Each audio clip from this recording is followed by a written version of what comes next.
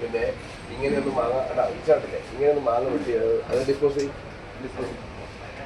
പിന്നെ hand wash നിങ്ങൾക്കുണ്ടാവണം കേട്ടോ. നിങ്ങളോട് കൈ കഴുകാൻ ഹാൻഡ് വാഷ് ഉണ്ടാവണം, ഉള്ളിലുണ്ടാവണം, പബ്ലിക്കിലും ഉണ്ടാവണം. കുടിവെള്ളം എങ്ങനെ കൊടുക്കുന്ന ആൾക്കാരെ? കുടിവെള്ളം ചൂടുവെള്ളം എങ്ങനെ കൊടുക്കുന്നു? പച്ചൊഴിക്കില്ല, പാടില്ല. ചൂടുവെള്ളത്തിന് സ്ഥിരമായ സംവിധാനം ഉണ്ടാവണം.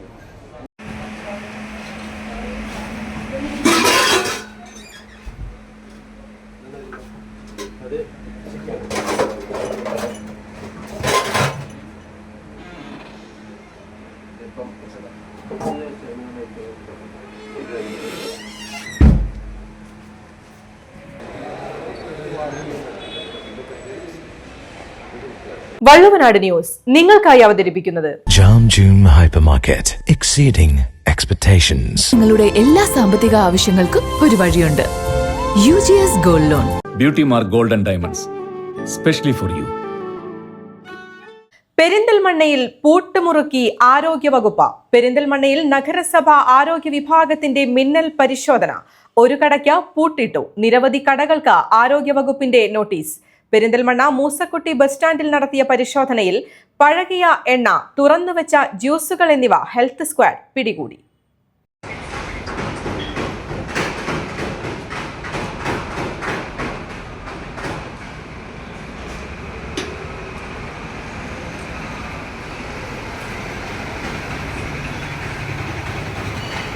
പെരിന്തൽമണ്ണ നഗരസഭ ആരോഗ്യ വിഭാഗത്തിന്റെ നേതൃത്വത്തിലാണ് നഗരത്തിലെ കടകളിലും ഹോട്ടലുകളിലും വ്യാപക പരിശോധനകൾ നടത്തിയത്.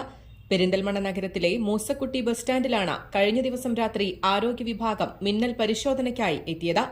വൃത്തിഹീനമായി പ്രവർത്തിക്കുന്ന കടകൾക്ക് നോട്ടീസ് നൽകുകയും പഴകിയ എണ്ണ, തുറന്നുവച്ച ജ്യൂസുകൾ തുടങ്ങിയവയും ആരോഗ്യ വിഭാഗം ഉദ്യോഗസ്ഥർ പിടിച്ചെടുത്തു. കഴിഞ്ഞ ദിവസം നടത്തിയ പരിശോധനയിൽ ഒരു കട പൂട്ടിക്കുകയും ജലപരിശോധന മാസങ്ങളോളമായി നടത്താത്ത നിരവധി കടകൾക്ക് നോട്ടീസ് നൽകുകയും ചെയ്തിട്ടുണ്ട്. രാത്രി ഏറെ വൈകിയും പെരിന്തൽമണ്ണയിൽ ആരോഗ്യവകുപ്പിന്റെ പരിശോധന തുടർന്നു. വരും ദിവസങ്ങളിലും പരിശോധന കർശനമാക്കുമെന്ന് നഗരസഭ clean city manager Valsan CK Valluvanad ന്യൂസിനോട് പറഞ്ഞു.